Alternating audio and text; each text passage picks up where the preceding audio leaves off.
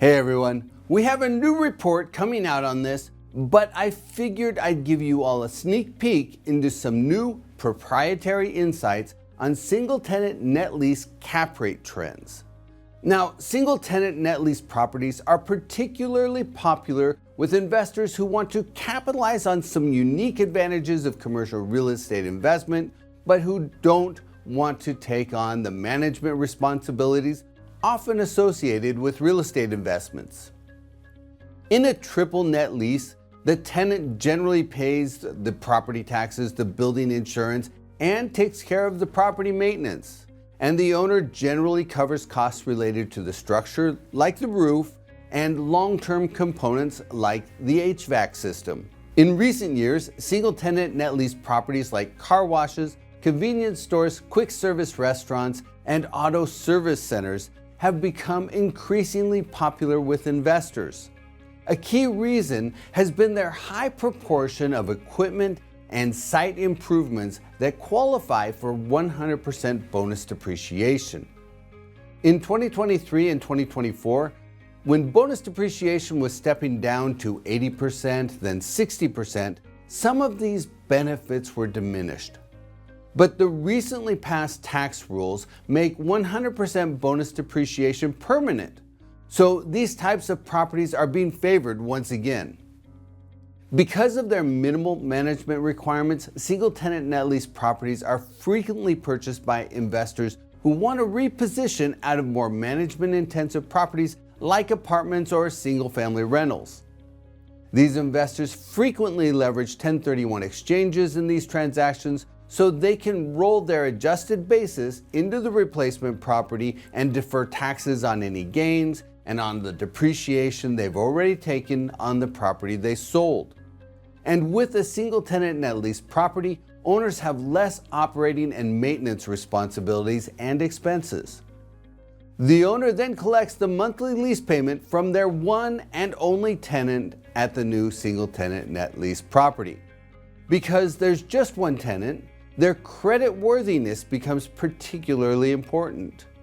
And the cap rates on single-tenant net lease properties often vary depending on the credit of the tenant.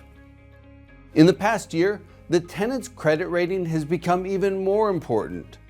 The cap rates on high-tier credit tenants have trended lower to the mid-5% range, while the cap rates on mid-tier credit tenants has risen modestly to the high 6% range, and the cap rate on lower-tier credit-rated tenants have been trading in the 7% range. Another factor driving cap rates is the term remaining on the lease.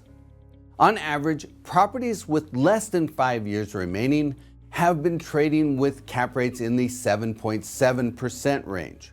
Properties with 5 to 15 years of lease term have averaged 6.8%, and properties with lease terms of 15 or more years have averaged 6.1% cap rates.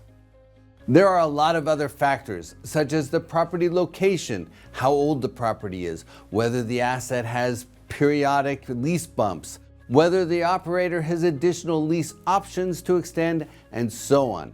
So the values of single-tenant net lease assets can vary dramatically.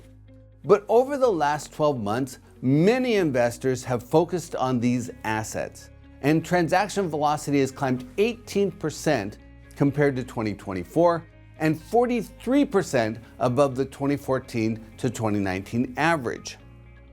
The last 12 months ending with the third quarter generated the third highest annual transaction activity on record behind 2021 and 2022 when commercial real estate sales activity surged. While some institutions and REITs are active in the space, their activity has diminished in recent years. Single-tenant net lease acquisitions have historically been dominated by private investors who drove 64% of the purchase activity in the last year. And many of these investors have leveraged 1031 exchanges to exit more management-intensive commercial real estate as part of their retirement and estate planning processes. Now, you should check with your tax advisor regarding the use of 1031 exchanges, but migrating a portfolio from more management-intensive properties into easier-to-operate single-tenant net lease assets while deferring capital gains and the recapture of depreciation can be a great way to scale down the management needs of a real estate portfolio. This is just one more commercial real estate strategy for investors who keep their eyes on the horizon.